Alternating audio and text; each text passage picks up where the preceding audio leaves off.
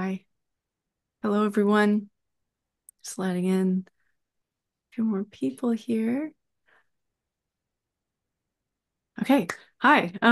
Hey, everybody. Welcome to the 415th meeting of the New York Comics and Picture Story Symposium. Thank you for joining. The symposium is an ongoing weekly series of artist talks that are always free and open to the public. On the subject of comics or visual narratives or what picture stories have been or could be.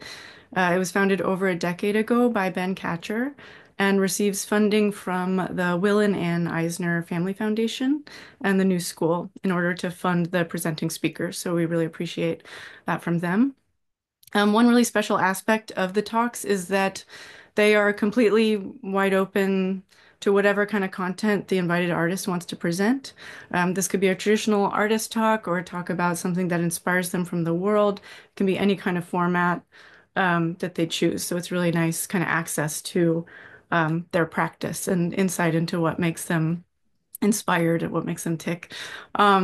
Another special aspect of the series is that there's a Q&A afterwards, so the audience can directly talk with the invited artists and have a conversation back and forth. So that'll be at the other end of the talk. Um, Another cool thing about the symposium is the ongoing archive on the YouTube page. So if you look up Comic Symposium YouTube, you can find this ongoing archive that is ever since the talks have been recorded, they've been uploaded on there the week of the talk. So you can go through the past few years of the symposium and look at a bunch of different presentations by wonderful artists, and I highly recommend spending some time with that. This talk will go onto that archive later this week. So if there's anyone you know who would like to engage this talk who wasn't able to make it today, please recommend that they check out the YouTube page. Um, my name is Lily Correa. I'm one of the organizers this spring, along with Ben Catcher, Austin English, and Bill Cardelopoulos. We are all very honored to have Chris Sullivan as part of the Spring Symposium, and his talk today is Sustaining Long-Form Projects in Animation and Comics Over Years. So Chris is one of my favorite humans and artists of all time. When you watch his feature film Consuming Spirits, which he worked on for over 10 years, you can really feel all of the life and experience that went into the creation of this piece, and I really can't recommend it highly enough to anyone who's interested in the potential of inventive narrative storytelling. I think that Chris's work is both emotionally pretty devastating and also can be really humorous. It can feel very surreal and also incredibly real at the same time. I think this quality is in all of the works that he makes, and his performances is a really special quality of his work. Um, he's really informed my own relationship to animation and was one of my first animation teachers when I was 19, and I feel like I keep learning from Chris in different ways throughout my life. So really excited to have him here. I think that this talk on working on long form work will be really informative to both cartoonists working in comics and also people working in filmic animation, because both are very independently driven sort of, for ways of working, both pretty solitary and can be excruciatingly slow. So it'll be nice to hear from someone who's spent so much time in that headspace and has come out on the other side with some really incredible work. Chris has also invited another great artist to join the talk. Christiane Cegavske, who made the film Blood, Tea, and Red String, will be joining us. Christiane has worked on that film for quite a long time and then is working on another long form project. So it'll be great to hear insight from her as well. Um, let's see. So I'm going to read Chris's bio, and then I will pass it over to him for his presentation. Chris Sullivan is the creator of a number of animated films and has shown these worldwide, including at the Tribeca Film Festival, Annecy, Ottawa, Animator Poznan, Fantoche, Nuchitoza, and many others. His animated feature, Consuming Spirits, is shown in 36 countries, and he is now in the final stages of his new feature titled The Orbit of Minor Satellites. He has received many fellowships, including from the Guggenheim Foundation and Creative Capital. and is based in Chicago, Illinois, where he's faculty in the Film, Video, New Media, and Animation Department at the School of the Art Institute of Chicago. So we'll be doing a Q&A at the end of the talk, and that's really a big part of the idea of this symposium is to have this kind of fluid conversation between the audience and the presenter. So if you have questions, please write them down and keep them in your mind to be able to ask Chris on the other end of the talk. So without further ado, I will let in some more people and pass it over to Chris.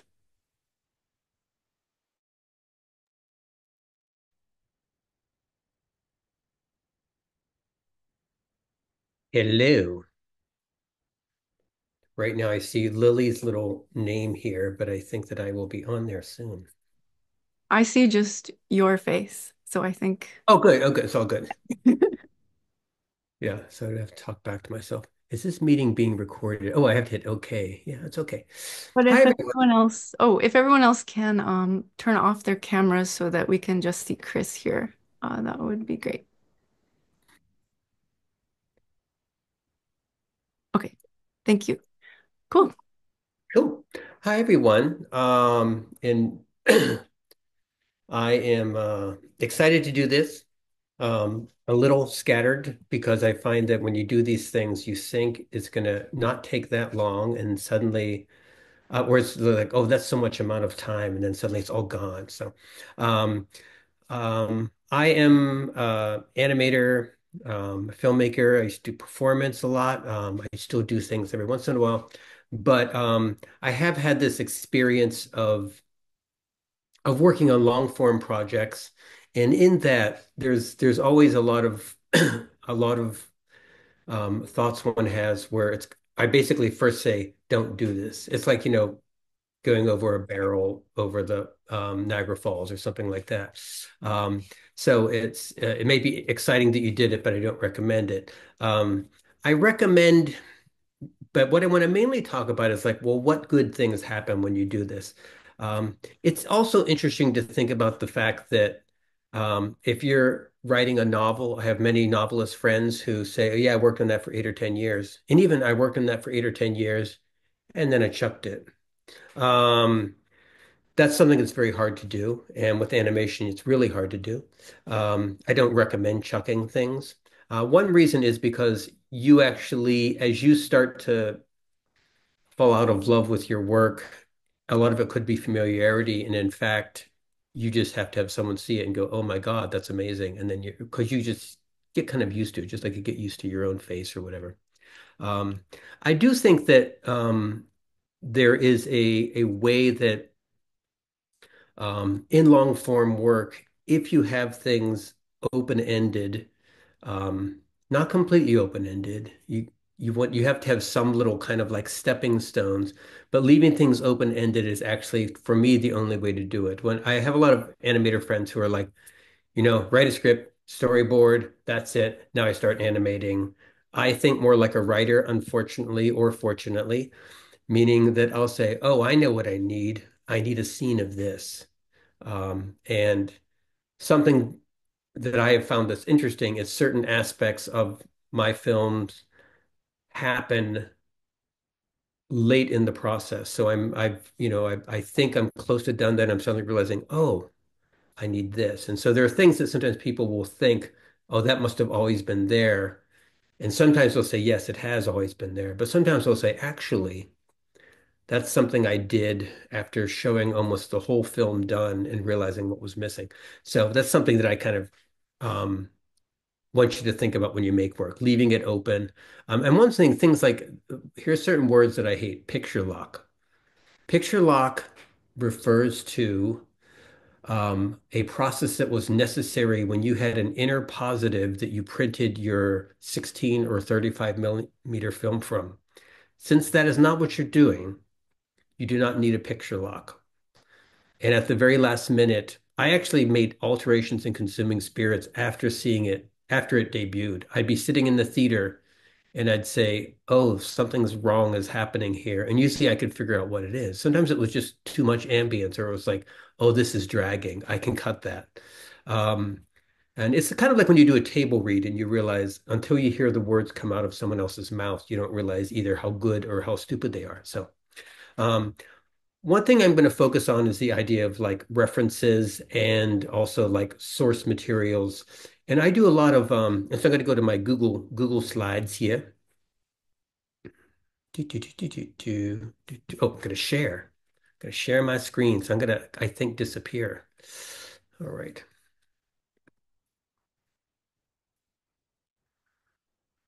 No, I forgot the thing that when you do Google Slides, you have here's all the slides I'm doing, but when they actually pop up, these little icons are gone. So that's unfortunate. So, but I would do that. I'll do the view that way anyway. Slideshow. So I have one of the things that's important about my existence also, let me see if I can make this smaller there, is that I am a father, and so I have two daughters who are now grown-ups, Carmen and Sylvie, and they're 30 and 33, going to be 34, and and then 31. Um, but we grew up, they're reading, very avid readers and stuff, but we did a lot of uh, Nancy Drew was one of the things that we liked. And so I was always had this fascination with Nancy Drew, and I would read Nancy Drew. These are my Nancy Drew books, by the way, that I invented. I think I have sorry, here's the old ones. Yes. Oh, that wasn't good. Just a second, sorry. So if you go past the first slide, it freaks out. So, actually, first, so this was I jumped to the second slide. Let me just give you this is a little. This is from Notes to the Cinematographer, which is something that I really like. And I think this is a good way to think of what happens with your film. My movie is born first in my head, dies on paper, is resuscitated by the living persons and the real objects I use, which are killed on film, but placed in a certain order and projected onto a screen, come to life again, like flowers in water. So here's Nancy Drew. And I also love the very awkward, the clue of the dancing puppet, the secret of the old clock, the podium cipher. I was fascinated by these Nancy Drew things, but I also wondered, why am I fascinated by Nancy Drew? And I realized it's because it's the world that we all want, which is all adventure, no danger. So Nancy never gets raped, murdered. Um, she gets gently tied up in a chair, is like the worst thing that ever happens. And it would be great if that's like how the world worked. You know, the marauders come into your house and they tie you up in a chair. So I started making my own Nancy Drew books, and I have this character named Rosemary Ham, and so these books are actually part of the film, but they're also part of this kind of alchemy of getting to ideas. The Secret in the Button-Eyed Doll, and here we have, they're opening up this button-eyed doll here. The Wooden Podium Cipher, and the cipher is one of the nice words. So then we have by Caroline Richards and by Durwood Richards. So these are two characters that are then in my film. I also have Anna Gruen, who's in my film. Um, so these things are references that kind of help me get in. They become props, kind of, but they help me get into the film too. I was drawing this buffalo here. I don't know if you guys can see this arrow. I hope you can. Um, and I suddenly realized it looked like Boris Karloff. And then I was listening to an old radio play, and I played this little video, and Boris Karloff's voice came up, and he became the voice of the buffalo. Um, this is Boris Karloff and Robin dressed exactly alike, and I think that's pretty cool. Um, Elsa Lanchester, who played the Bride of Frankenstein, becomes a character in my film too, or a vestige in the film.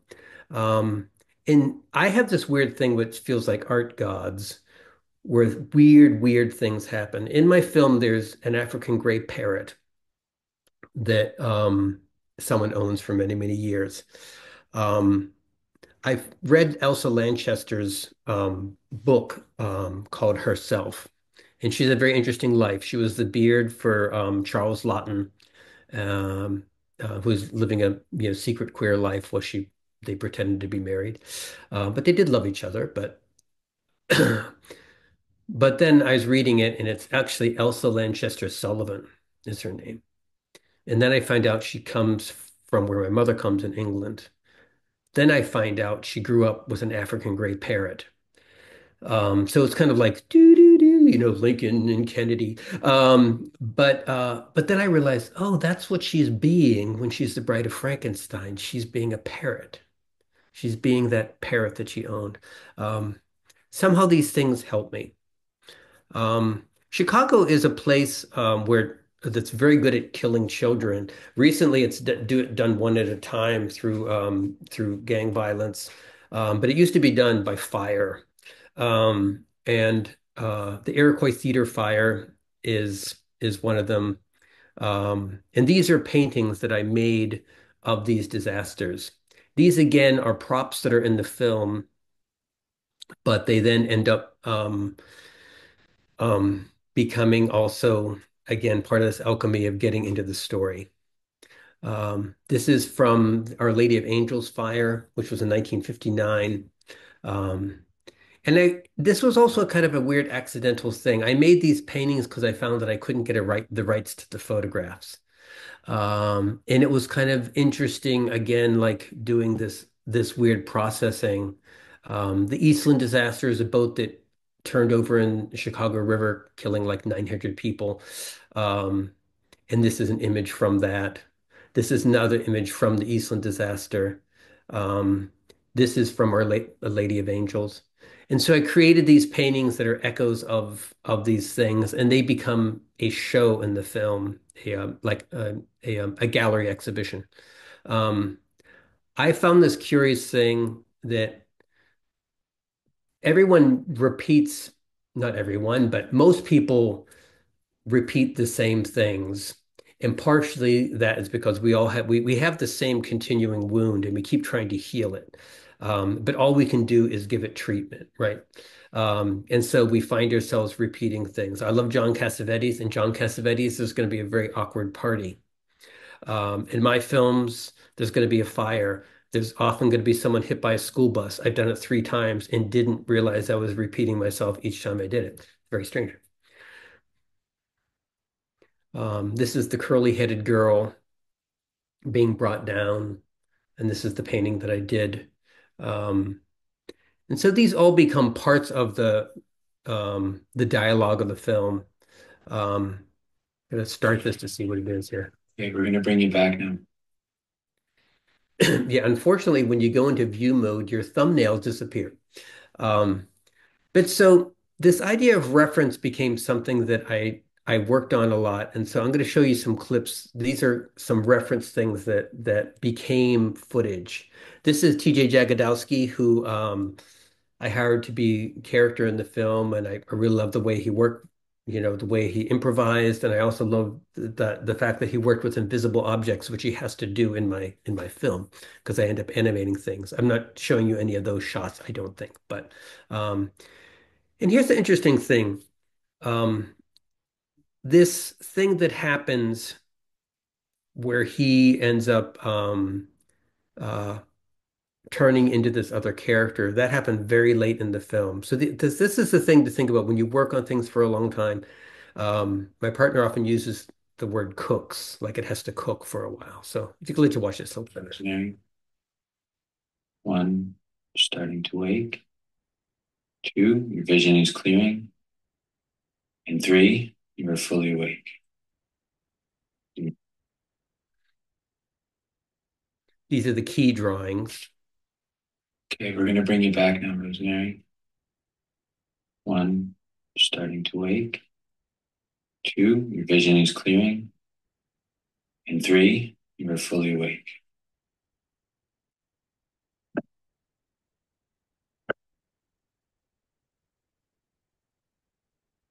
But she won't cry for help.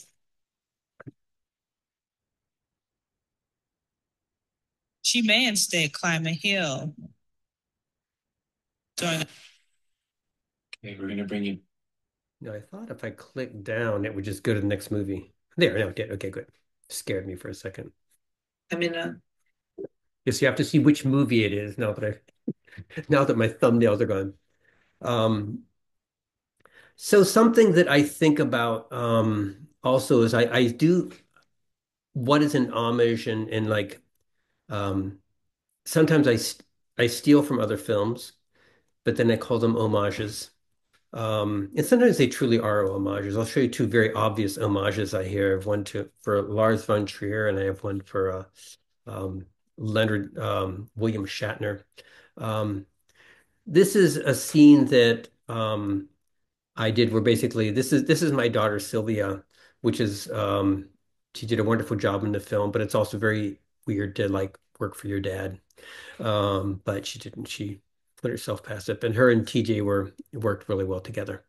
So here she's having a recollection, and it goes into these drawing scenes. Um, so this is one of those things that was in the film from the beginning. So I'll play you this little scene here. A hospital room, and there are people coming in and out, coming up to my bed. Even as a child, I can see there's something missing in the way they look at me. My face is bruised and swollen. You can only see one of my eyes. She was killed in the wreck. They can't tell initially who it is in the bed. But then they do. Can't do a spoiler. I'm in a Now this is a still image from the film. And so I have one thing that's also in many of my films. And so in terms of being afraid of repeating yourself, I actually have a poem that I'm going to read you guys later to help you like not worry about that. By the way, and Christian, we're probably going to come bring you in about 6:35 or 6:40 because we started about 8 after, but I'll do my best. Um, I realize now that I'm sharing my thing here, I can't actually see what time it is. Okay, we're okay. Um, I have my phone there. So in the background here is a space painting. A space painting is a whole genre. And Don Dixon is my very favorite. So in this scene, which I'm just playing a single frame, he's coming in to say something um, to this patient of his, and he has a halfway house. Um, there's an artist named Jennifer Montgomery who made a piece called Threads of Belonging, which comes from R.D. Laing, and we were both huge R.D. Laing fans. And this idea of like a halfway house, which is in her film Threads of Belonging, is in this film too, where there's like a halfway house that has kind of like someone that runs the halfway house, and he's like a somewhat famous person. So he's the one that wrote the books that I showed you. So he is Durwood Richards. The name Durwood comes from the way that Samantha's mother would call Darren from Bewitched. And I can't tell you why that makes sense, but it makes sense to me. So in this scene, we have an animated figure and a live action figure. And this scene also, this notion of kind of having tea, having a meal. It's funny when I watch Miyazaki films, my favorite part is when they stop and eat. Though I wish they would chew their eggs before they swallow them. But there's something about sustenance that I really like, and it's in a lot of my films. Um, in terms of reference things, again, I come from Pittsburgh. This is the Frick Mansion, and this is the mansion that's the halfway house in my film. And so these images are reference points that's where the image first comes from.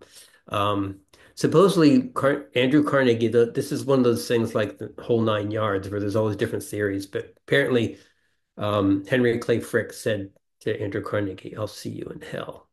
So maybe true. Um, Analog typewriters. I do love analog typewriters and analog phones.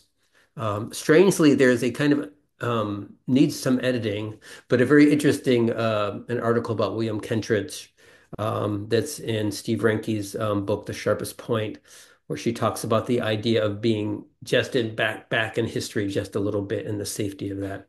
I think that is something that I sometimes will do. I'll back up a little bit, or even abstract history.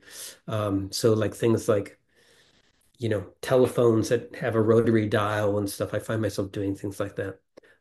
These are like persistent things. Something that it's very interesting. Like one thing I hate about art school is that teachers are always telling students, you should try something totally new.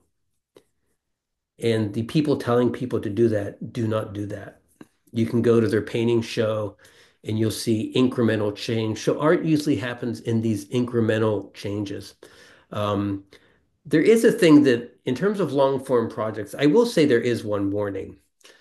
From the age of 35 to the age of 50, yes, one changes, but one does not change the way one changes from the age of 20 to the age of 35. So I do think in some, for animation, a long form feature animation, you may want to wait to get some stuff done already. But then there's Gintz and other people who are just, you know, wonderkins. Um, this is also I sometimes rotoscope this stuff. Let's see what. Oh yeah. Okay, so this is one of my weird references, and here's something to think about. Sometimes when you do something in your work, you have to just say because I want to. Um, and it's okay if people have problems with something, um, you should listen to it and you should heed it, but you shouldn't necessarily heed everything. Um, So the fact that I had to make this reference to William Shatner singing Rocket Man, I can't explain, but it just felt like something to do. There's Russian elements in my film, and here's the things that go wrong with long form animation. When I started this film, thinking about Russia and the US seemed kind of old-fashioned and archaic. Even though Putin did exist, he wasn't the creature that he is now. Um, I've worried about that, but I've started to feel that another way to think about it is like, yes, it's awkward. Russian feels different when people hear it, um, but that's not a reason to not do it. I think that interesting art is usually very awkward and often tastes bitter, but I still think it can be very powerful. So here's a little clip here. Yes. Я человек-ракета. Человек-ракета. Burning out of his fuse, out of here, alone. Oh, yeah.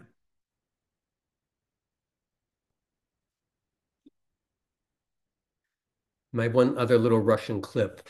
So, in a point in my film, someone says, "Who are you waiting for?" And she says, "I'm waiting for the perfect man." Um, and it's a reference to the five obstructions. And so this character is dancing the five obstructions dance. Um, the other character, some people do recognize, is dancing the Addams Family Wendy dance. So, um, and this to me is this kind of thing where it helps me. It's like this weird wrestling match with time, where it's like you don't feel as alone because you're kind of mixing into these other memories of other people. So just watch this one. And this song, by the way, is from the 80s. I'm forgetting the band's name, but it's a super classic. But it was also an odd song. I also have Kino songs in my film, which kind of match the mood of the film better. But this is one that's for the dance party.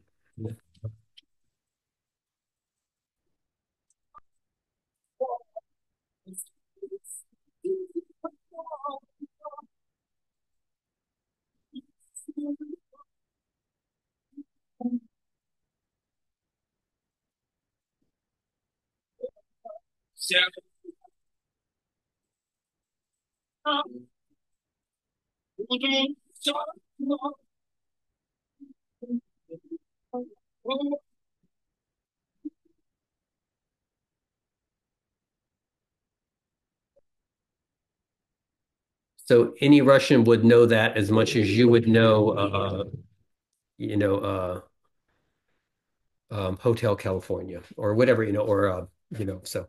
Um, Now this is something that is a shot that I did that I'm interested in nudity, and it as a sexual state and as a state of exposure, like when you're nude at the doctor.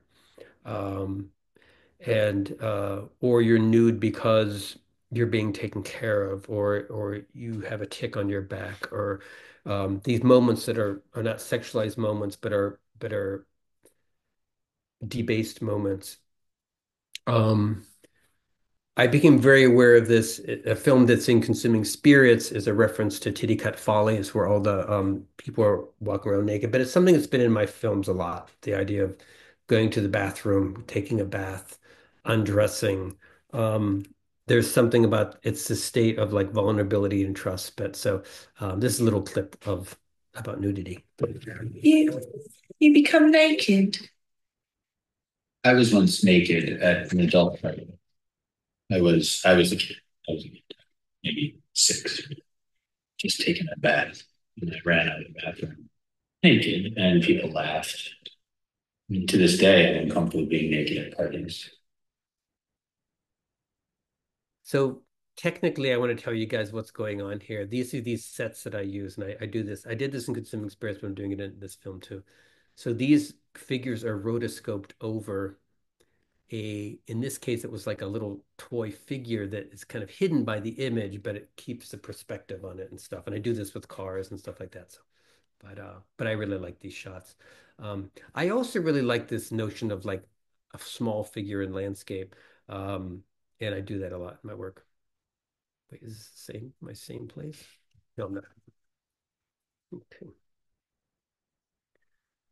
So when I get to this point of like these references of Chicago disasters, um, there's an element where this character is a survivor of one of the disasters, Our Lady of Angels. Um, and this idea of home movies is something that is in the film. I grew up, I'm 60, almost 65, and I grew up where you would actually have house films and films that would be shown on a projector in the middle of the class. So just kind of like this physicality, this object was something we were very used to. And even also, the drone or the motor, there wasn't like a projector booth. Um, it's funny, something people don't know. One of the reasons why experimental films were pervasive in the US is because football coaches shot stuff on Bell and Howells and then of football practice and football games, and then showed them to like the gym class. And so the labs would be called football labs. So there was one in Minneapolis that still processed football things, but like this is why there used to be black and white labs all over, all over the US. So nerdy Chris. So let's watch a little bit of this here.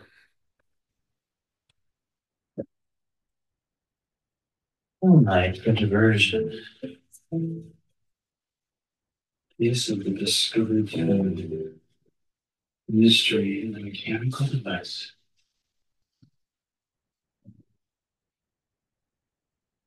Chicago's worst tragedy in living memory. That was the verdict of a city shocked by the fire at the Roman Catholic elementary school, Our Lady of the Angela. Bodies were still being discovered 18 hours after the blaze began. Many children were killed when they leapt screaming from the second floor windows. 93 lives were lost. There were moving scenes when parents learned that their children were not among the injured, their last hope. Many The scene continues, but I'm going to cut it. So this is another one of my little quotes that I wanted to share with you from Bresson. A small object can provide the pretext for many profound combinations. Avoid subjects that are too vast or too remote, in which nothing warns you when you are going astray. Or else, take from them only what can be mingled with your life and belongs to your experience.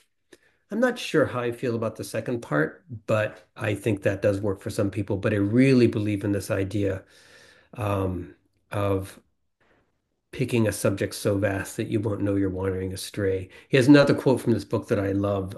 Do not look elsewhere um, for what's happening in your movie. Um, Stick with what you have. Dig down deep, extra deep digging, which I really believe in too. This is my little funny like character sheet for when I was doing the film. Jared Larson does voice, Laura Harrison does a voice, TJ Jagodowski, Sylvia, and Boris Karloff. And these are like their little pictures of themselves. And this is Frankie Crouvan, who I'm going to show you, Peter. So Frankie is now, she's about 4.5 or 5 in this picture. Now she's like 11 or 12. It was in 2017 or 2018 at the latest. No, it must have been 2017 when I recorded her, and it's changed everything in the film. Um, I used to have a button-eyed doll. I like the shot, but I'm going to go over I it used to. because I don't want to go too long. Now, this is a scene that isn't part of the film, but I'm going to play it for you. And then, but here's a fascination. This woman here, her name is Ludmila Berlinskaya. And so she sings in this film. And I found out that she's actually a pianist now. She lives in France. So children grow up.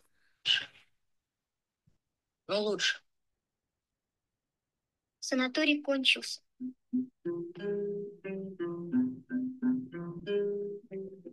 Как будто по ступенькам все выше и вперед. И с детства постепенно нас юность уведет. И скоро у порога решать, куда заглянуть. А нас позвал дороги, дороги, ничего. So she's singing about going into outer space. This is her as an adult. And this is a music video of hers. These things, for some reason, help me. And I can't explain exactly what it is, but maybe it's part of this notion of being this ocean of people creating, um, and how there are these loops, and that you are part of that too. And so it's interesting. I'm writing a diary about this making of this film, and it was called The Trojan Rabbit, but now it's being called Put Down Your Pencil.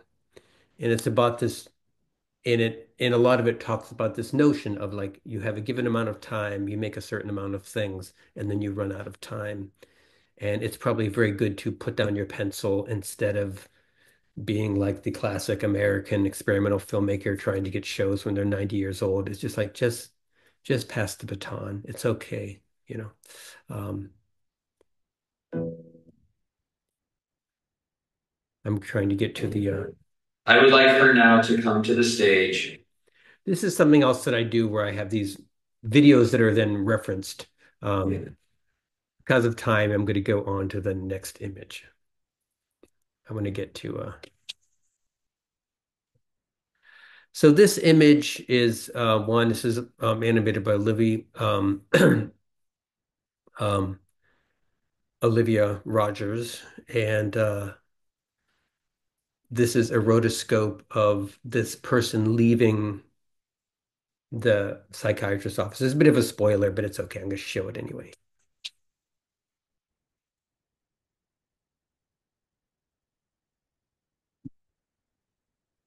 Oh, wait, it's a different video. This is all the animators, so I'll just let this go for a little while. But these are all animators who are drawing pictures for my film. There's me shooting. It's funny. I thought it was a different video, but it's actually working. It's real. There's more. And there's more of my crew. I'm also, in terms of like finding things that inspire me, um, I'll probably get arrested someday for the amount of these I've taken from airplanes. Um, this is I love this one, water, debris, holding the baby. Um, so this is the poem that I wanted to read. And it's about this idea of like being in a state of like I'm used up. So I'm just gonna read. This is Denise Levertov, one of my favorite poets, who's British and Russian. When you discover your new work travels the ground you had traversed decades ago, you wonder, panicked, have I outlived my vocation, said already all that was mine to say? There's a remedy, only one, for the paralysis seizing your throat to mute you. numbing your hands. Remember the great ones. Remember Cezanne, doggedly, surly motif, his mountain. Tireless noonday angel, he grappled like Jacob, demanding reluctant blessing. Remember James rehearsing over and over his theme, the loss of innocence in the attainment. Note by separate note, sounding its tone until by accretion a chord resounds. A somber understanding. Each life in art goes forth to meet dragons that rise from their bloody scales in cyclic rhythm. Know and forget. Know and forget. It's not only the passion for getting it right, though it's that too. It's the way radiant epiphanies recur, consuming pristine, unrecognized, until remembrance dismays you. And then, look, some reflection of light, some wing of shadow is other, unvoiced. You must proceed. Love that poem. Okay, I gotta play one more video, then I'm gonna stop. Okay. I think I wanted to play you this, but I think I'm gonna wait till the movie happens. Okay, I'll play this much. It was a white hot, which means love is warm in winter. And there is another saying. Любовь не знает времени. Means love has no time. Love is endless, pretty much. But there is another saying. Love has deep roots, and the plant might be dead or die in winter, the leafy part, but the roots will grow next spring into a flower or potato. Goodbye.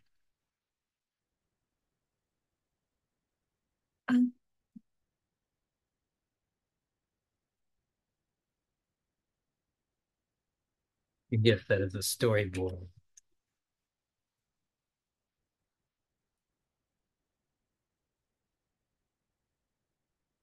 Use some more reference images. I thought I had Frankie singing.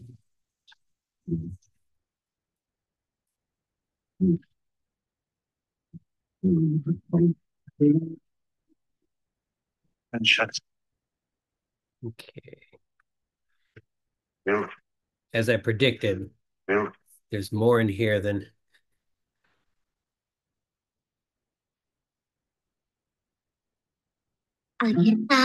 okay, here's Frankie. So this is the last image I'll share with you, and then we're gonna let Christian come in.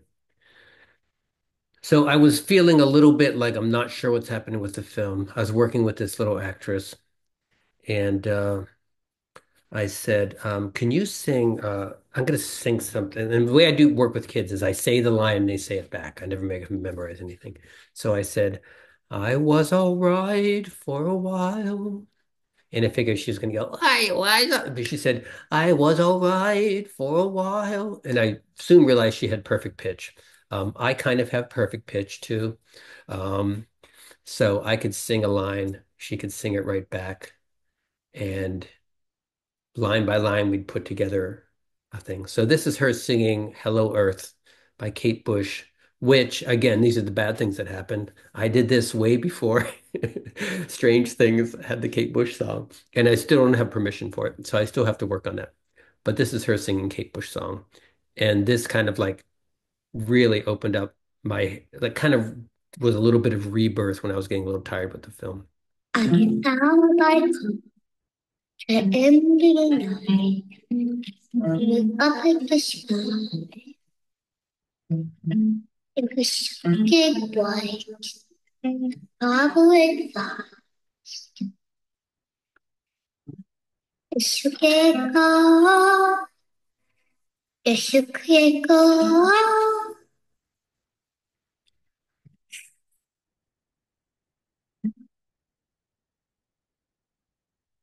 And yes, she had a sniffling nose that day.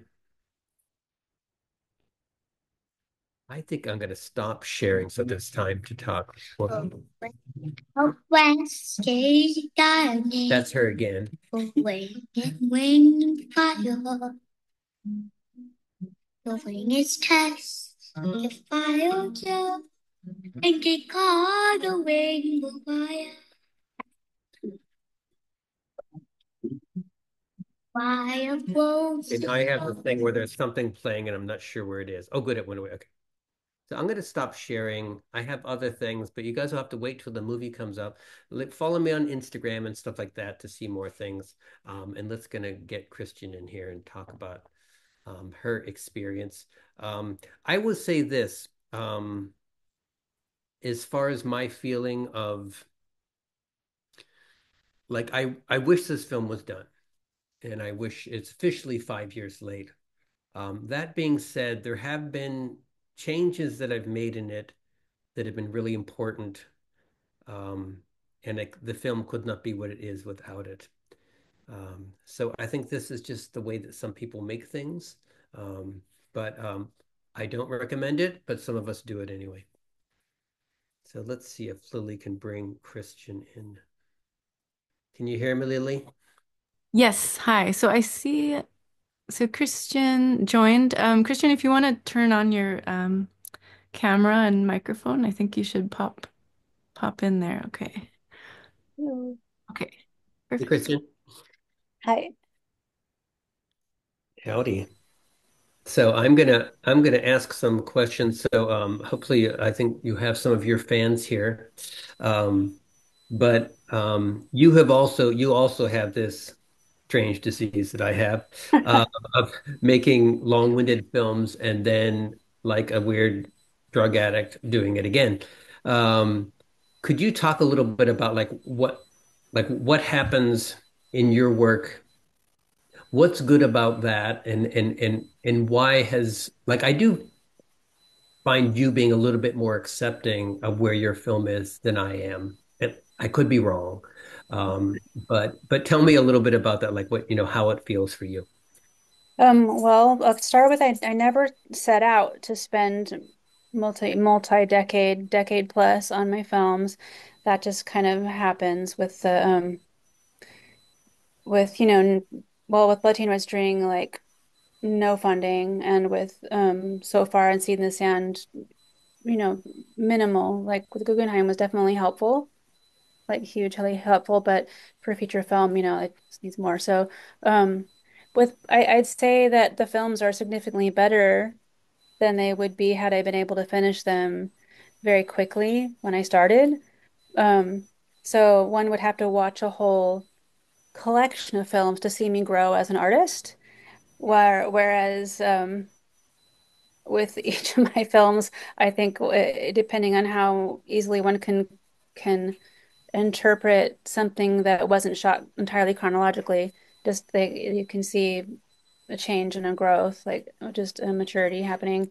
Um, with Seed in the Sand, I mean, the story changed pretty dramatically kind of early on, just with things that happened personally in my life started to echo into it. And, characters who I had no intention of killing off, may not survive.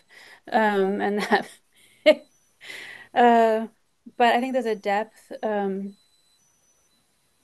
there's just more depth to it by it taking a really long time, especially because I had never taught before when I began, I was just an independent artist, kind of looking for more freelance work, and then I started teaching, which then basically while teaching students, I also kind of had my own sort of graduate animation class over and over simply by the discoveries of trying to train someone else, other people to do things and seeing how they handled things and did I stray too far from your question? I was like No, no, no. rambling.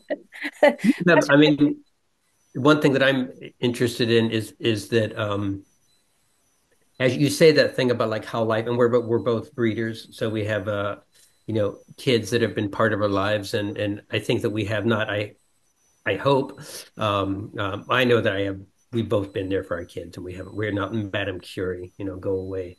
Uh No, yeah, just so yeah. only once in a while. It's just like but later in the middle of something. But my kid does the same thing to me, so we're good. Um, But but this idea that, do you feel like the film becomes almost like this, um, does it heal things in your life, do you think? Or is it like treatment in any way? I'm not sure. I don't outwardly see it that way. I mean, maybe it's kind of a refuge. I think in my last artist talk, someone asked me, oh wait, my mind just went blank when I said someone asked me, oh my God, I forgot. Okay, sorry. I've been te I woke up at 5 this morning and I've been teaching all day, but I was trying to now I can't remember what I was gonna say. Um, healing. Oh, they asked me if I get burned out with my if my something a really long project again I get burned out on. I was like, no, I don't get burned out on my project. The my survival work, which I do really enjoy, is where I might feel more burnout. But my film itself is more of a refuge. And when I manage to spend the weekend creating my film, I feel triumphant and really happy and post about it online. And I'm just like, hey, look, everybody, I Right. did something. I mean, it's interesting because I do think that sometimes like I don't have that big of an identity of as a teacher. Not that other people may see me that way, but I don't invest like sometimes even when people say this is Chris, he's a professor at SEIC, I'll sometimes kind of like want to cut that off. Like, well, yes, that's true, but mainly I'm a filmmaker like you or whatever. Yeah. But maybe there's a way that I mean, I think we're both good teachers. I sometimes think I'm a pretty good teacher, but I don't, but it isn't kind of like I remember I had a colleague who said, yeah, I spent all summer working on that class. And I'm like, I I've was never, like, no, no, no, that's not I what have no, like, like August 20th, I'm going to get that syllabus together. That's definitely how I mean, I do also repeat classes, um, but I do think it's interesting also that films kind of things in your life then be are in your film. I had a very weird thing with Get into Consuming it. Yeah. Spirits. When I started it, I was married and I had kids. Um, and I still, but when I finished it, I was not married. I still had kids, but I was living in the house that I raised them in by myself, like the main character in Consuming Spirits Wow. is living it. This guy's, it's like you're like, what is it? We're like, is this like this weird witchcraft that happens? But I find things like that happen often, or like a name will come up, or I mean an instance will come up when you're I had one of my actors had something that was happening in their lives that echoed what was happening in their character life in my film. So it was like these weird things happen. My collaborator, my collaborator had like a couple things that really closely echoed. I haven't got clearance to talk about it, so I guess I can't. But like they were like life imitates art, and I'm like, no, no, it's not my fault. Don't blame me. Maybe And I so I'm in a garage and I'm still filming. I still have people coming doing shots. I'm very close, but I still have that thing where it's like, oh, I need that pickup shot or I need that reaction. Um, I did I do get a little worried. It's funny, I also find shortcuts that I'm fascinated by. There's a series that one of my students turned me on to called Mushishi, which is on Crunchyroll. And whenever there's a long shot, the characters don't have faces. oh, that's good. That's So it's smart. like, and Yeah. not like even a very long shot. Basically, like the character's like 15 feet away, he doesn't have a face. And it's like, okay. You just immediately accept it. And so I'm thinking like, yeah.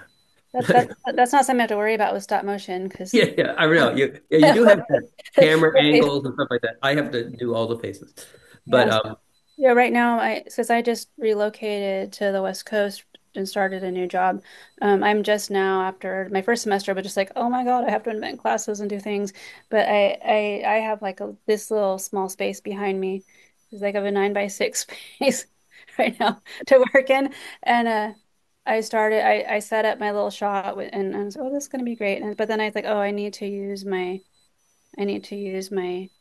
um fisheye lens. Like, oh, I have to build a table that will basically fill the whole and I've got the table part built and I have the plexi over there. But yeah, it's tricky, like because I only have like 25 about 20 to 25 more minutes of my film to make. But It's funny because that's a lot. I know, I know. Well, there's maybe 4 or 5 minutes of it's like at live action, but I need an actual crew, so I have to have find some funder to pay for that part. And Um, it's interesting. We're both doing live action and um, it's interesting. Different things. Signa Bauman, she does what I do in terms of she has 3D sets with 2D characters. mhm. I don't do that all the time, but I do that in places in my film.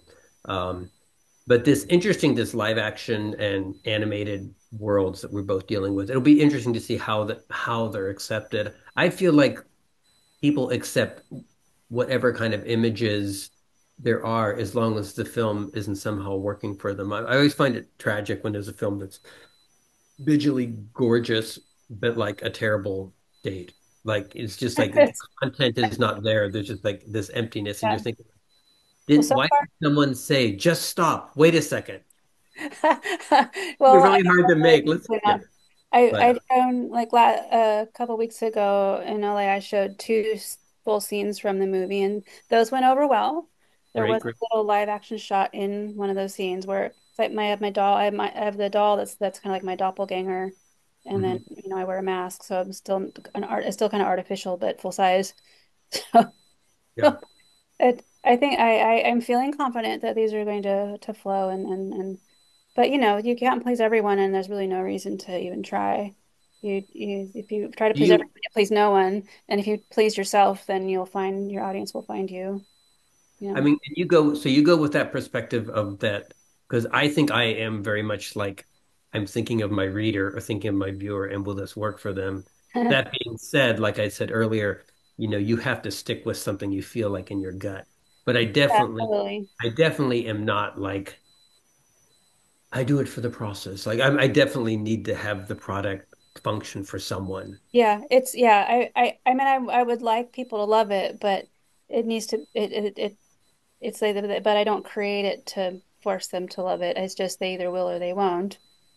Um, it's kind of like Blood, Tea, and Red String, which I mean, I just made that thing in various garages and warehouses and living rooms, and there seemed to be a reasonable amount of people who really like it. And so I'm like, okay, so I mean Yeah. that worked that worked one time. Well, it's funny. I have the thing that my favorite thing about festivals or about is actually when you move somebody that you have no connection with, Yeah, or even like they're from a, um, I mean, had some very interesting things happen that I really liked. There was a Q&A. It was a bad screening time. This is something for anyone making features. If you make a 2 hour and 12-minute feature, you may get the 9:15 slot at night or the 2:30 slot in the afternoon. So be careful. You might want to keep your film under 2 hours. Um, no problem for me. I was gonna be like, it won't be 2 hours. so we had but the Q&A happened, and the guy said, and I said, anyone questions? And I was just staying there, and the guy said, I'm sorry, I just want to say, I really enjoyed your film, but I kind of really just want to leave and just think about it. So do you mind if I just go? And no, that's cool. But it was actually this really kind of incredible compliment. Like, I don't want to be in the social space. I just want to like process what happened. And then Yeah, other people and again, but it's a small amount of people. So, but you have to realize that, you know, when you even watch your favorite film, you think about it, you talk about it, but it's not like you have to go to the ER because you saw this incredible film. You'll be like, oh, I love that. Yeah, maybe you even talk at dinner, but then you're onto something else. So realize even this thing that we spend 15 years making, that doesn't mean it will. I mean, I actually am very annoyed by the thing that for Finnegan's Wake when James Joyce said, "Well, I took 15 years writing the book. Why shouldn't it take someone 15 years to understand it?" And why I guess I mean you can whatever he wants it to do. I thought that was a little bit narcissistic. So I'm Yeah, thinking like, probably. so I want people to get. So I do think like but I do. I mean, here's a really interesting experience I had that helps me a lot. There's a Russian film called Under Electric Clouds. I saw it in the theater. I loved it. I said, that's the feeling I want. That's what I want. I want to find out about this film. I'm going to go up. I'm going to look it up. And it's Alexei German Jr. So first thing comes up, this pretentious piece of whatever, and it's like one bad review after another. It didn't even get an American release. So it made me realize I can make this object that is the love object I'm trying to make, and it could still have a small audience. So but it was seeing that happen to someone else was kind of like, oh, okay, Yeah. love that film. Therefore, if I love my film, it also may be a potential pretentious piece of crap to some people, but yeah. Well, yeah, it will, and then if it's a passion projects that you feel that you make for yourself, and they can just live in the world, and people can discover them 10 years later, Yeah. and or more, and your audience just sort of builds organically, or someone's like, or you make like some kid feel incredibly wait, how do I put this? Like in say like high school or college, something where you're just like someone was really proud that they knew of this really obscure thing, and then it's Mhm. just a signifier of being of if they meet someone else who knows it, they're just like, oh my God, yeah, you know Yeah. this, you're actually cool. I mean, it's great when yeah, when you reach, I only show films that I think are amazing. Like I never show things where I have to say, you have to understand at this time people were doing that. Yeah. So yeah, the avant-garde from the 70s is not a big part of my lexicon. But to tell you what, it's a little after 7. I was thinking maybe it would be good to open things up. Do you want to make a little before we do questions, do you want to make any kind of like closing thought on like your process or your film or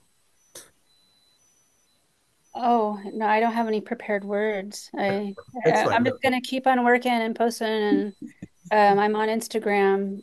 I'm very easy to find if you can spell my name right, or even sort of right, because yeah, it'll show up in a Google search. I was very jealous of the amount of followers you have compared to me. I'm way Oh, down there, but yeah. But you make great work. It's so exciting. So that's thank what. you. Thank you so much. Um, so let's and I will say one little tiny thing that is that even though this one thing you cannot control with your work, unfortunately, is reception. Okay. Um, and you can make a beautiful object that doesn't fly. I saw an amazing film last year, and I'm helping this person to try to get their footing, and it's getting rejected from every festival. And it just kills me. It's like it's an amazing. I remember seeing going, "Who the hell is that? What was that?" So these things happen where you're like, um, you have to kind of stick with it, and there are Gintz, whose last name I can never say, who's made Flow. I actually even like Away more than Flow, though I do like. But Away was his first feature that he made by himself, just working alone. He's still a very young guy. Sometimes that happens. But another friend of mine who was a student, named Maris Cranch, is a filmmaker, doing really great. But it took her 3 feature films to get to place where she actually had visibility. So these things do happen. For animators, this is the other reason why I don't recommend you invest in a feature film in your 20s. I do think, but you can think about this. Do the Don Hertzfeldt thing. Think in chapters. You can have a suite of films, or you can have chapters that kind of flow into one another, or you could kind of, or even Lewis Clark did this, where he took his shorts over a period of 12 years and said, actually, this is a film, and showed and Smart. did that. So there are different ways that you can kind of do that, but um, it also can leave you if you think that something. I do think you need closure on things even if you're making a suite of something. And this one other thing. I have some books that are I'm going to show you guys. This is a book I like a lot. This is a Chinese contemporary sci-fi. But this is the writing life by Annie Dillard. And one thing that I think is that uh, I don't love this book, but I like things about it. But the part I love about it It's where she says, spend it all, blow it all. Do not save anything for your next. She's talking about writing, but it all Yeah. transfers over. Oh yeah, that's And, huge. Yeah. and she says, trust that other things will come, better things. So just, the idea where like, oh, I've got this little idea that I'm going to wait for my next film. It's like, no, just blow it. Yep. Um, there's another great creative film book that I love, Hold Still by Sally Mann. And she says something that my best turning point in this, she talks about going from portraiture to landscape. And she says, I didn't do that. The work did that, and I followed it. So that's something I have. One of my weird things is my film is not mine. I am its shepherd, but it is not mine. It is its own. And I would try to do its bidding to make it do what it's trying to tell me to do. I'll try to listen to it. In that, should it fail, it is a failed endeavor. It is not a failed me. So I, like the separation can actually help you like survive. and So I have a similar feeling towards like my characters. I have a responsibility because I feel like they are alive in some way, and I need to help them kind of live through the thing yeah. and actualize that. Yeah. But So, so Lily, how do we open it up to questions? Hi. Well, first, just want to say thank you so much to both of you. That was really wonderful to get to listen to that conversation between the two of you, and also Chris, hear that wonderful walk through your work that's was dappled in so many nuggets of wisdom and points of reference and inspiration. It was really wonderful. Um, yeah, as far as people asking questions, if you want to write it in the chat, you're welcome to, and we can go through the questions in order. Or if you want to do a little raised hand icon or whatever, then we can call on you, and then you can unmute and ask the questions directly yourself. So anyone with questions, please pop them in to the chat there. A really unique opportunity to talk to both of these wonderful filmmakers at the same time. Um, I have a question. Well, I have a bunch of little questions written down here. So maybe I'll start if people want to enter things in. So, I mean, you were just talking about characters, but I was just curious for both of you, like, I mean, over working on something for so long, like how much the characters kind of change as you develop them, and also like how does it feel to end the film or feel like you've kind of lived with these Right. people that are like elements of you and elements of other people that you know, and just like is that a hard part of the closure of the film, or what does that feel like to kind of like say goodbye to these people that you've kind of known through your work and invented?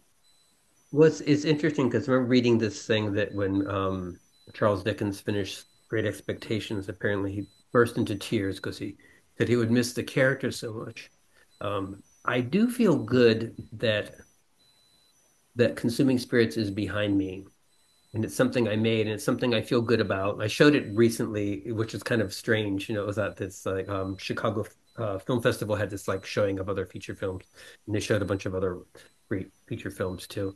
Um, but there was uh, but I was kind of glad to let go of the characters, and I did have an interesting moment when I was thinking of dovetailing one of the characters from Consuming Spirits into my new film, and it was interesting. My daughter Sylvia said, "Don't do it," and I'm not sure why she said that, but she was right. It was nice to like just cut that. I was gonna make like the Lydia character be a character in this. Um, and it was good to let it go and let it be in the past and let it so I think with these characters, what I find interesting is both films I was a little confused that I didn't actually know who the main character was. Hmm. And I do believe in multiple main characters. I was looking at what was some writing workshop where somebody said, first of all, to make a good story, there has to be one main character. And I'm like, oh wait, you lost me right there. So I love multiple weird characters, and I love like, if I think of something like I just finished Monica. Is that right? Yeah. Okay. Um, yeah, Dan. Dan Close. incredible, except for the last page. I'm gonna fucking kick him in the ass. But incredible following this books and who's the main character. But um the Black Glove, which glove casting? Iron glove. Iron Glove casting. Wait, What no, is no, it? no. Wait, what? Velvet glove. Sorry. Velvet Glove casting. So my favorite character is Tina. And when Tina lays the eggs, I totally made sense to me. I wasn't surprised at all. And that is a weird sign of like a strange, like, like, yes, that's what should happen next, and it's like this tie-in. But Earl Grey was not the main character initially. And he became the main character, and this is something interesting to think about. Um, I think if you're into writing, you don't want your main character to be stupid because you can only write as smart as that character. So you have to have a character that's smarter than you. Um, and Umberto Eco said something much that I really liked. He said, "Your perfect view reader," he said reader, but it could be viewer, is someone that's like you but smarter. Because often you think people say like, well, how do I show to the average man? Well, the average man doesn't read, first of all, and definitely doesn't watch experimental films. So you have to think of like, what would the most complicated human I would ever meet think about my work? So I think that's really like an inspiring way. But so in terms of the characters, like I'm still very invested in the characters in this film. Um, but I think I will be okay with letting them go when they go.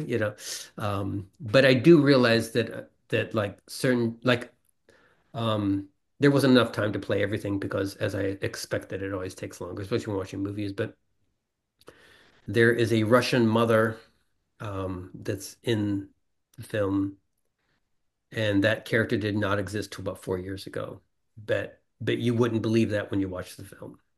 Hmm. It's like, how could that? It'd be like you added King Kong at the end, but like these things like that. So that's like my relationship with the characters is that I'm kind of glad to see them off to college. And then also like literally Frankie, the girl who sang that song that we heard, like she's changed a lot. She's grown a lot from being a little kid to a different person. Right.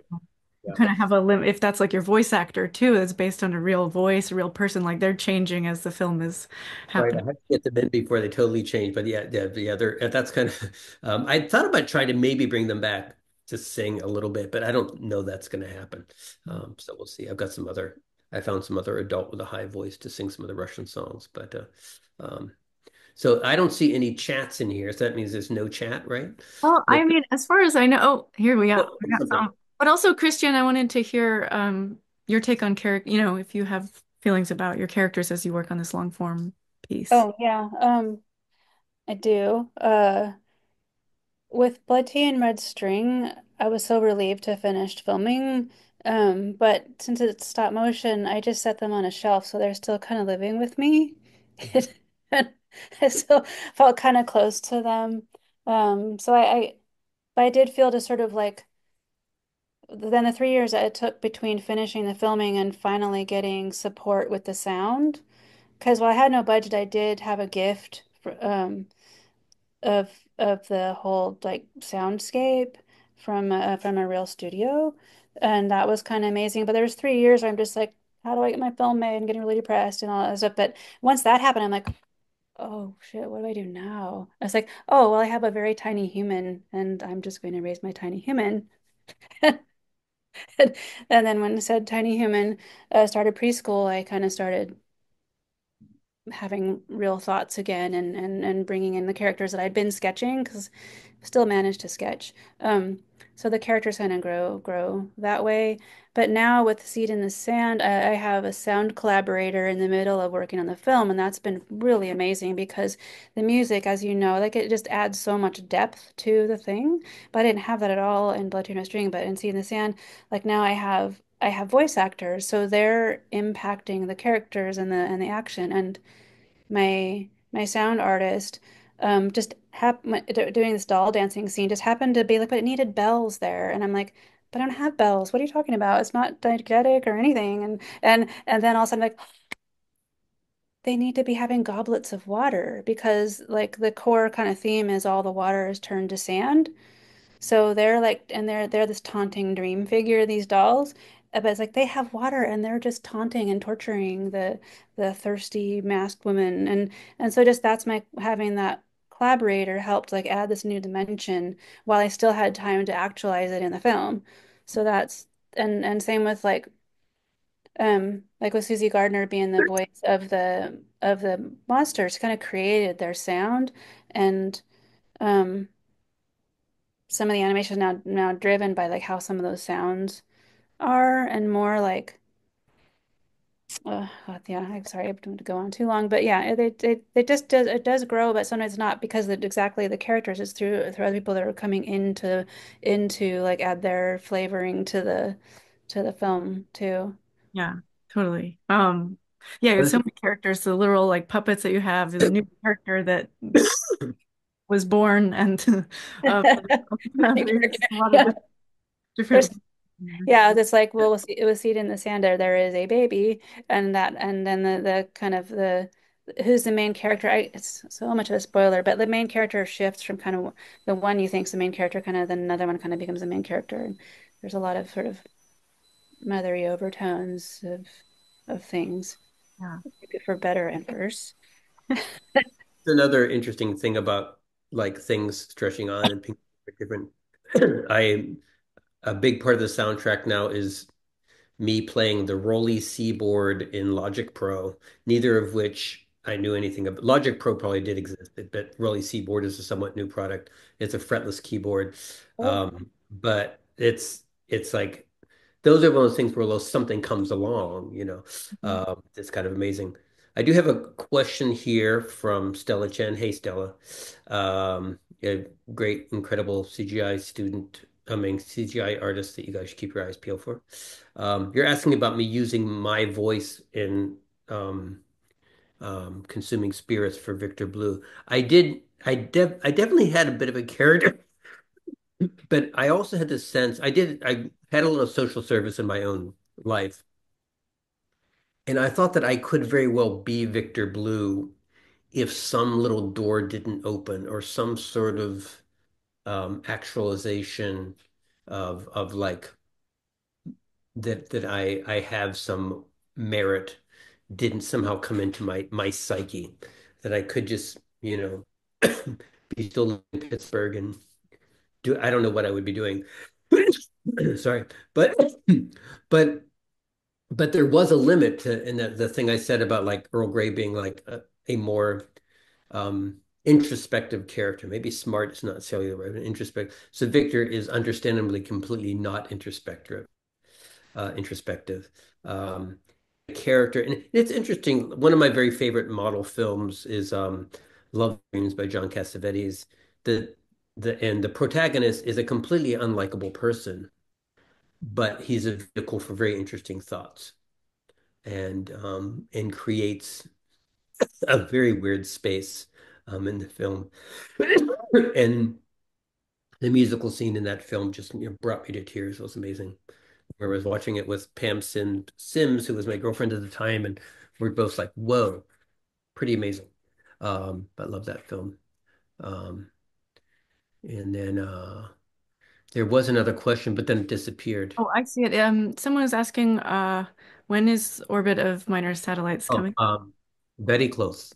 I'm trying to actually finish it this spring for a deadline, and I don't know if I can make it, but I think I can. Worst case scenario, which would probably mean something terrible happens, some catastrophic failure, but is that it would be out in the fall. But I really hope there's a weird thing with feature film world is there's this big gap between the things that are due in February and March, and then there's a New York Film Festival besides that, and there's Locarno, but besides that, there aren't very many summer film festivals. So you basically have to wait till fall. So it's kind of like it's like and that's just kind of how it is. So it's like it's hard, it's really actually very hard to say I finished this film, it's July. You usually have to wait till September. So that's kind of how that works. Um Somebody says Rosemary. Well, yes, somebody mentions Rosemary's Baby. So understand, none of John Cassavetes' films made back their money. So that's why he's in Rosemary's Baby. That's why he's in The Dirty Dozen or in these other films that he acted in. Is he got paid to act in those films to make his films. But they were all in the red. But I'm sure glad he made them so. Yep. And Christian, I was wondering what if you have like a timeline for your current piece, or is that hard to answer, or what? Yeah, what's the state of it? Well, quick timeline's totally dependent on investment or some kind of funding. I managed to animate about 5 minutes of it a year, and there's like 20 more minutes of animation. But with crew, it could be done much quicker. You get good, fast, and cheap. You know that triangle. Should hear that. Um, so anywhere from 1 year to we'll see. There we go. But thanks for asking. Someone's asking here about black and white and the Well, black and white. can we read them? Because actually, when this is Oh, recorded, I'm sorry. Oh, they sorry, won't be sorry. able to see the chat. Oh, So, okay, sorry. So, hi, Chris.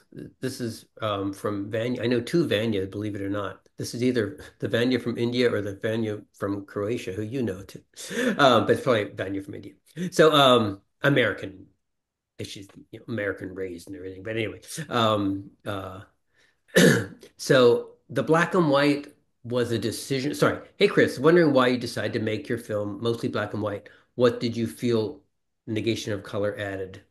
Loaded last part, the negation of. I tell you what, it was done in many ways to mess with the timescape of the film, but it's really good when you're mixing live action and animation. It's very hard to match color. You've got to either do crazy saturation things with the lighting with the live action, or you have to do these very subtle things. That being said, there are times when I like long for an orange sunset or like I really miss blue and I really miss, so there were times when I thought that if I had decided to color it, it wouldn't be that much more work. Um, it's funny the things that I still don't know if I should have shaded the drawings. I've kind of digitally figured out some ways that maybe would have worked, but I shaded them, and that was another 2 minutes each frame, or not, usually more like 1 minute, but these things add up. Um, in terms of this idea of how when do you show things to people? wait, can we read the? Yeah, such inspiring talk. Thank you so much. I'm curious to hear how you both navigate choosing what to show and decide how much to show of your film that is not yet finished while pitching for funding, and also same question for when it's finalized. Oh, it's a totally different. It's a third Vanya. Oh no, maybe Vanya's from Not many. This is the venue from it's the venue I know well, yes, from school. So but May uh I want to jump into this. I have another meeting in 6 minutes, so I'm gonna hop. okay. Oh, you answer first then. Okay, thank you for the question. That's really painfully difficult because I want to keep everything a secret, but I also want to show everybody everything the second I create it. So it's I, I don't know. I'm keeping certain elements like intentionally a secret, but then I just showed like the hand of the secret character like a couple of weeks ago. So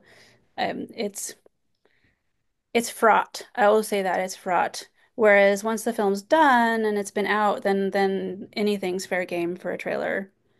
Um, but I feel that with my film, even if people see a lot of pieces, they're still not going to figure out the storyline entirely. They may think they have, but they haven't because most of that. So a lot of it's just like the twists and turns of the storyline remain very vague or not mentioned. So, but I'm sorry, I have to go away to a meeting. Thank you so much for inviting me on to Well, thank you so much for your joining. It was showcase. great to have a fellow insane filmmaker here. Perfectly sane. What are you talking about?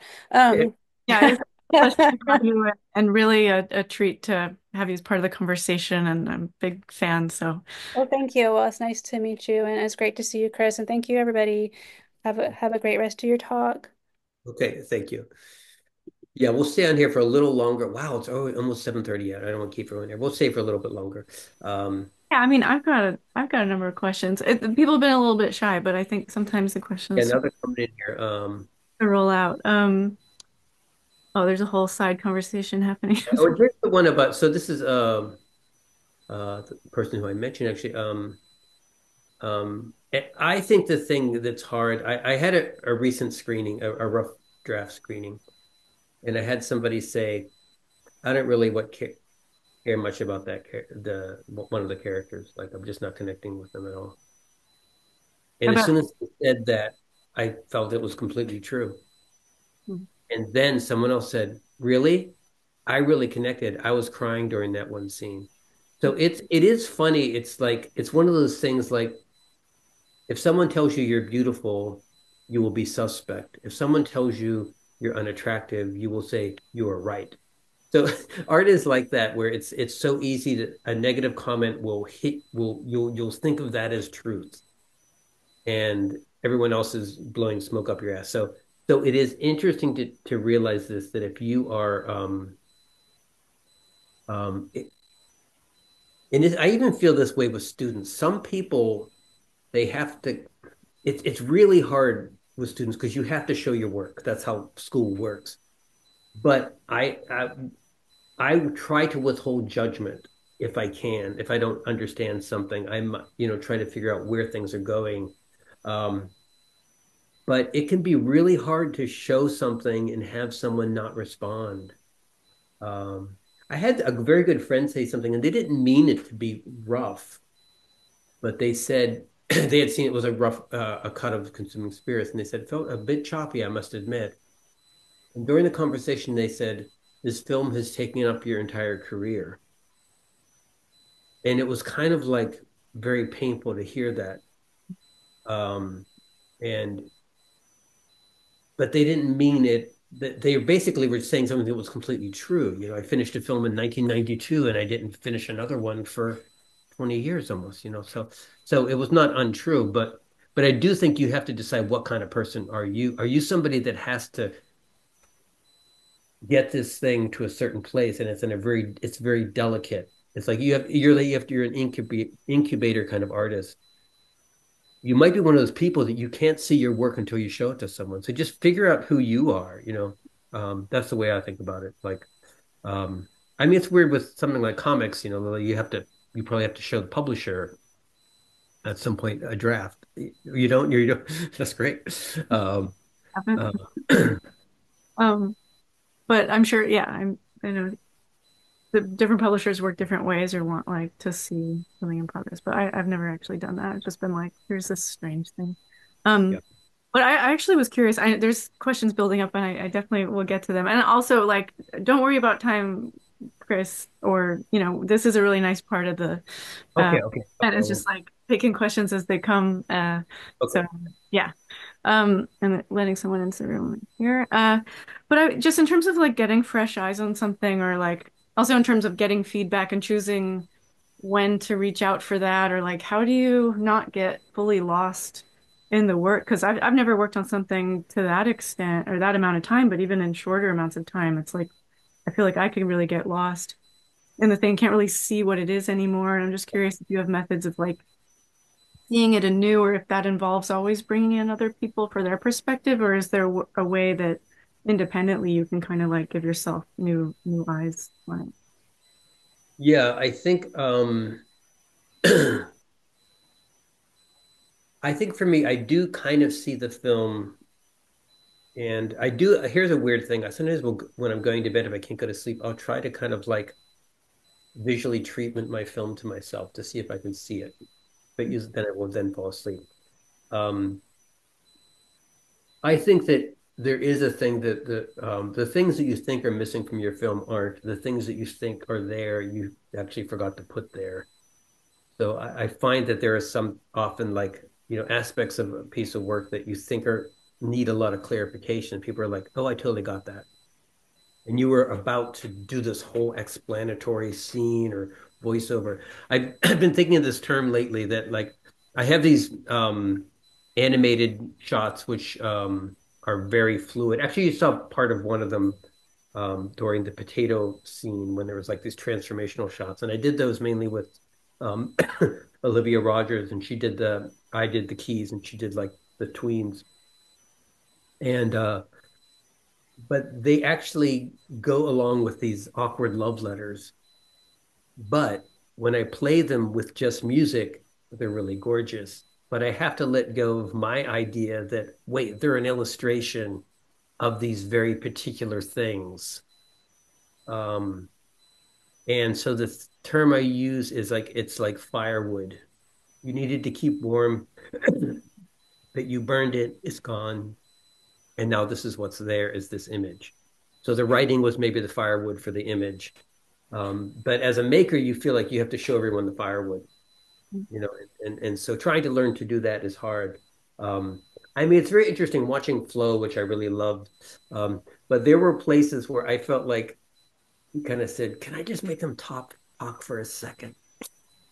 I just want to try to clear something up. But I'm the other way. I have to shut up. I have to try to figure out how to shut up. But I also have to realize that language is a strength of my work, and I can't completely always look at it as a problem. You know, it's like Don Hertzfeld's films. You know, it's it's the image is secondary to the actual libretto of the film. And the images are a place that holds the libretto, but but without that language, you don't, you know, without mom saying, "How could you think that I would hurt you?" It's just like a funny drawing, you know. So I think that that's something to think about. It's like um, you have to try to see those things, but I'm not completely. I don't think I'm the best person at that. Like I think I do struggle with it, like what's there and what isn't there. I mean, I did a recent thing, and I um, and I forgot to drag in these two scenes I just finished. But of course, no one missed them because they don't know they're missing, right? So I think they miss them, and I think the film will be stronger when I put them in. Um, but you have these, you know, if you're trying to finish something particularly, it is good to try to realize there's probably not as much missing as you think. And also think of how you watch films, how you accept open-endedness. Um, Film I liked a lot from 2 years ago called the Five Devils. Really interesting film, but there is not closure on one thing in it. Characters' relationships, what's happening with anyone, and it just ends where these people are in a car and something's kind of happening, but not really. And you realize you're perfectly fine with walking out of that film that way. Um, I have mixed feelings. Sometimes with books, I want a bit more closure than I get. Sometimes I don't. But realize that the closure that you want from your work is much greater than your audience. You know, I think. So, I mean, your comics end they end in a weird, bereft place often. You Yeah, know. I actually sort of feel the opposite where I need less closure than the audience does.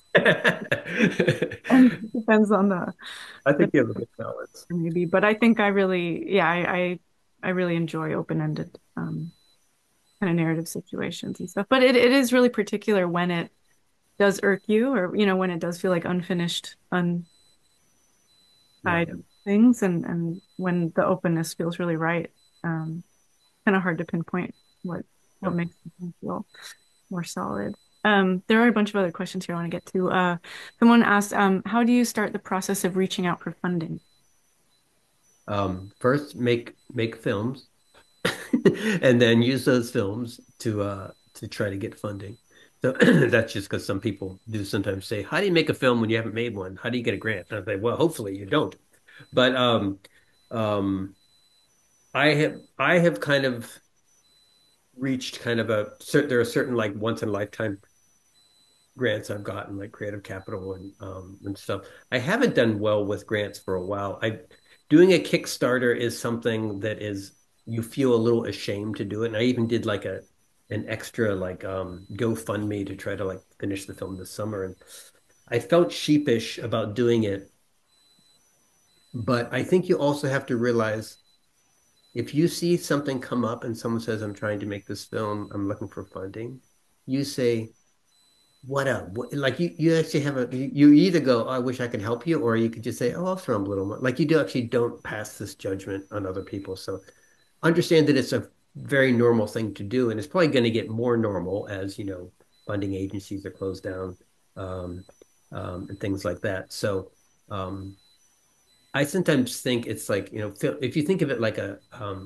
you go to a play and you pay $20, um, and you don't feel like why did they get that money? So, um, in terms of reaching out for funding, I think you should have stuff. You should have some scenes that you feel strong about. Um, I also think that, right now all the grants and things are structured in this McDowell style creative capitals like this too. Whereas, what do you think about, what is your interaction with the community and all this stuff? So here's something I'm going to like stick a knife in my own back. I'm not that interested in community. I'm interested in interesting artists. I'm interested in communicating with people, but I feel like we're more like this. We're soldiers in like cultural production, and we're actually trying to make stuff for the world, not for each other. Um, and so in that way, I'm not that into community. In terms of what my work does, my work is for adults. So I'm not going to go into a neighborhood. I'm not going to do those kinds of things. So in that way, I physically can't do it. Um, but that doesn't fly so well with grant applications. But I will say things about like what is the content of my work? How does the content of my work have to do with the human situation, the human condition? So, and that way, I think that um, though I'm definitely not, I'm not kind of an activist kind of artist, but I do feel like I make work about things that are important, socially important in terms of the human, you know, journey or whatever. But that's a way you can look at writing grants if you don't do something that's obviously falls into the grant world. But so I don't know, just have something that you feel good about. The other thing is that when you show something to a granting committee, you should be saying like, this is a pretty cool thing. I'm proud to show this, and it's okay if it's a fragment, I think, but it has to have some solidity to it. Um, This next question says, Chris, sometimes you use stop motion shots and sometimes you use paper animation in each shot as storytelling. How do you, sorry, my eyes are adjusting. How do you decide to use and choose to illustrate a shot by stop motion or by drawing animation? I mean, what makes you use forms of animation for each shot or sequence? Thanks, Nima from Iran. okay, it's Nima. We know each other well. So I think I do not have any logical reason. I do have things get separated out. So something consuming spirits, the drawing stuff was kind of the past. In the new film, I'm kind of bridging these worlds together, but there's a definitive live action with actors part of the film, which you saw a little bit of. Um, and then the animation goes into there. But in some ways, it is almost more like I've decided to use these colors, or I've decided to make this in this way. So it's not like a, oh, this will do this. It's not like you know. I think that puppet animation creates certain kinds of space. It creates certain kind of physicality that makes you aware that there's an object. Like I totally know that people know that those are toy cars I'm driving around, and I want them to just accept that as what, like the thing that I said about the Mushishi not having faces. I just want people to accept that. But I don't have like a scientific reason for it. It's a reality. Um, Someone else says, it was nice to see the stop animation used in this digital era. Other comment on. Well, thank you. Yeah. And as far as digital era, I love the digital era. Um, when people may say things like real film on film, I think it's very elitist and silly. I like what you can do with sound. I like in terms of one thing that's really interesting, it's much easier to make physical films in the digital age than it was in the film age. In terms of like painting cells is nothing to get excited about or anything. But in terms of like putting things together, what you can do in After Effects and things like that um, if you go to a festival, you'll see lots of really physical things. And it's easier to do. It's easier to like draw something on paper and have it on film and underlight it and all these kinds of things. I think it's the digital age had created more physicality in animation than what I could do at least. If there's any more questions from the Zoom group, now's a great time to put it in the chat. I just have a few more, if that's okay. Chris, are you okay with? I'm okay. I'm okay. I can. Um, I really I'm curious to hear a little bit more of your thoughts on the earlier in your talk you talked about the repeating things that you do as an artist that you just keep that keeps repeating in your work and then it kind of surprises you as well. But Yeah. like and you were like fire is this thing that Yeah. yeah, but I don't know what you feel like it ends up being like a literal thing from one's life or is it like this symbol or something and like what do you do then with that being like okay fire is there like how do I interpret that or are you like okay I'm gonna just lean into that or maybe avoid using that because I keep putting it in there or what because like I definitely have my things that I'm like why do I keep putting a woman in a swamp I don't know what that's about but um so yeah Well, I'm curious, yeah, what how do you think deeper into those things that keep bubbling up. I mean, I think that there is a way. Here's a very weird thing. So last 3 years ago, my brother's house burnt to the ground in the woods, fire, in Canada. But I grew up, and I remember sometimes you have these very particular experiences that somehow are just this. R.D. Lang calls them linchpins of something. And so one of mine is I'm from Pittsburgh in 1968 or 69. There was in Beechview, there was a fire in the Feldman house. You can even look it up. And um, three people died, a baby, grandmother, and I think a mother trying to save the baby. But my brother came into the room, the one whose house burnt down, with a newspaper and showed us this like front page of the newspaper. And it was middle of winter, and it was when winter was cold. And so there's this icicle strewn house. It's in, that icicle strewn house is in like Master Ceremonies, which is no film of mine. But after school, we all went over and we all walked to the house and looked at this icicle laden, charred house. And like all the elementary school kids. And there's something about that kind of there, but for fortune, or it somehow really stuck with me. And I think that it was so that kind of nailed this. But I also do think, in like this film, there are the things you control in your life. And it's funny, the 12-step thing should be changed a little bit. Know what things you can change, know which things you can't, and you have no idea what's about to hit you. Supposed to know the difference. But so there are things that will transform your life that you do not know. There are important people in your life that you have not met yet. And somehow this idea of like fire or like, the fires that happened in LA, it's like, yes, one could say this could happen, but it is very much that could happen, but that doesn't really mean that my house will actually burn down. So the people that found like, oh, actually, it was actually my house.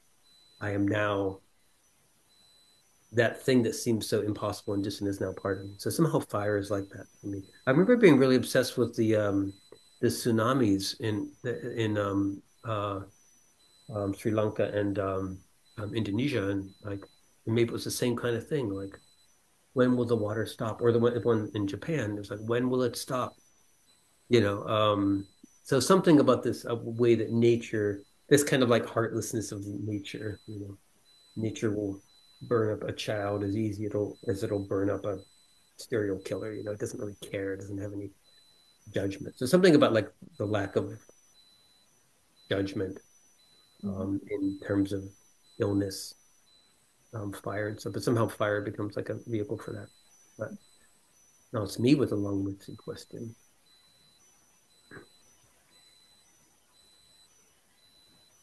Okay, let's see one. What do you feel about the notion um, of making social conscious work that perhaps is not being seen by the people that could benefit from it the most? You're trying to provoke a change in mindset in the audience, self-reflection, observation in their lives. How do you see the ripple effect of the work? Well, this is interesting.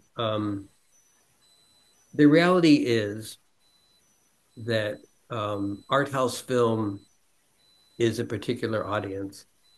That in terms of socially conscious work, I do think that people experience, the pitfalls and things of culture. But in terms of like that, I'm going to change like I've got to get an underprivileged person into the theater. I have no power to do that. I do find that people from different backgrounds see the work and relate to it. I had a very interesting talk once.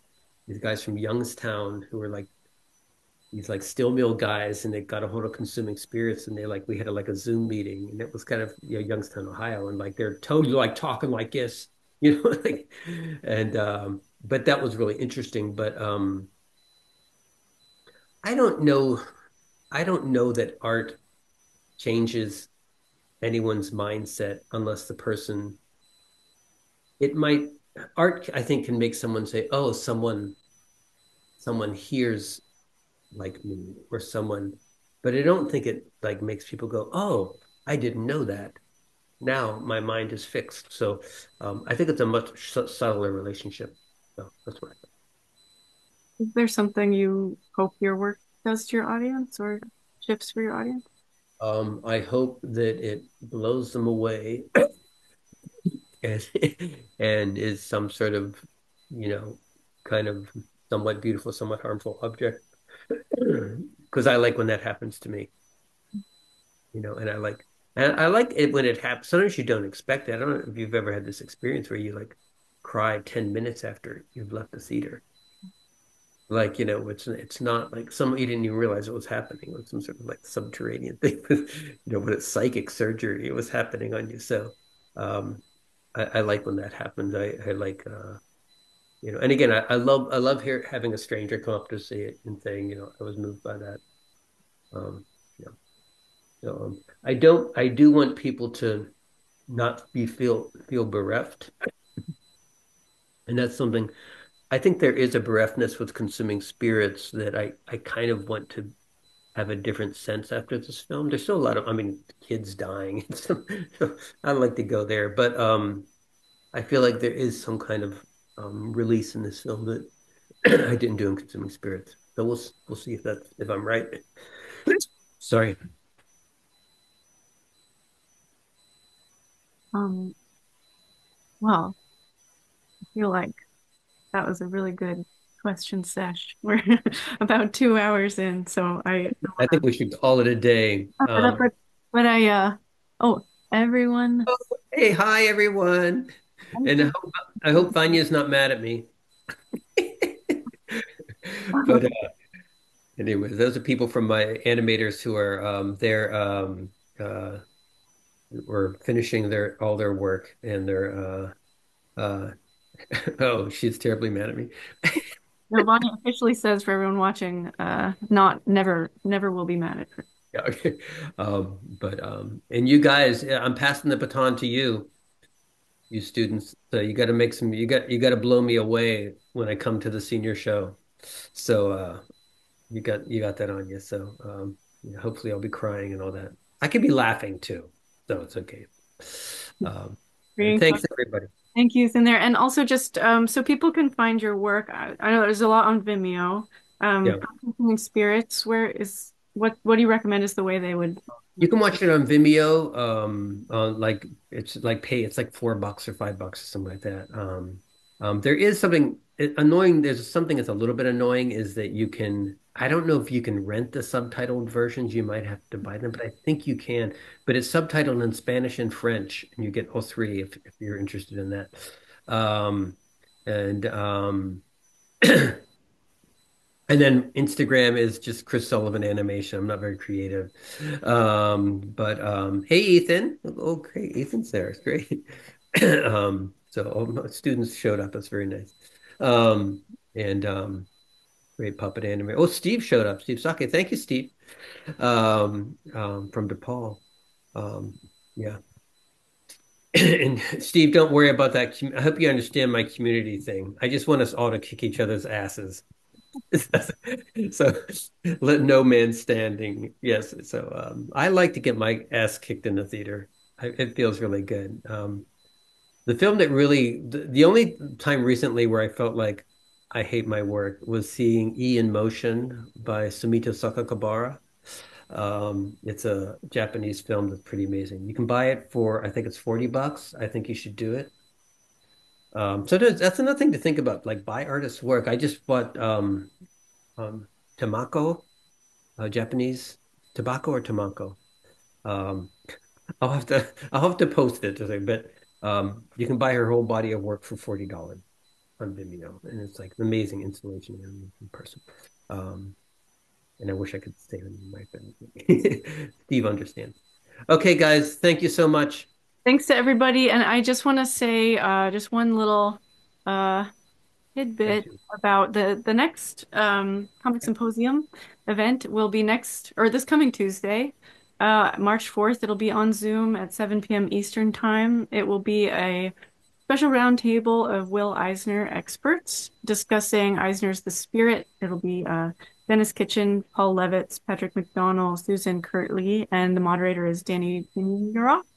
So you can check out the symposium webpage and get the link to that. But also, please, if anyone couldn't come to the talk in person, please direct them to the YouTube post, and we'll post it probably later this week. Hey, sir. Okay. And I want to say one more thing because this is a comics thing. I just want to say like my five like comic books that you have to get. Oh, do it. The series Renee and Lucille by Ludovic. I can't remember how to say his last name, but Renee and Lucille. Um, Jessica Abel's shit. That's not the title. Heredia. Heredia. I feel like I'm saying. Yeah, say it. Yeah, La Perdia. Um, and then yeah, and Monica, and let me think if I can think of I think that's all that's popping in my head, but those are ones that I highly recommend. Cool. So, Great. Great ending. Cool. Well, thank you so much, Chris. This is a really wonderful talk. We will talk soon. Greatest. Thank you, everyone who's come. It's really nice. Yeah, thanks to the audience. Thanks so Did I much. hit the leave button? I forget. Yeah, okay. That'll be our exit. Thanks all. Thank you, Chris. Bye.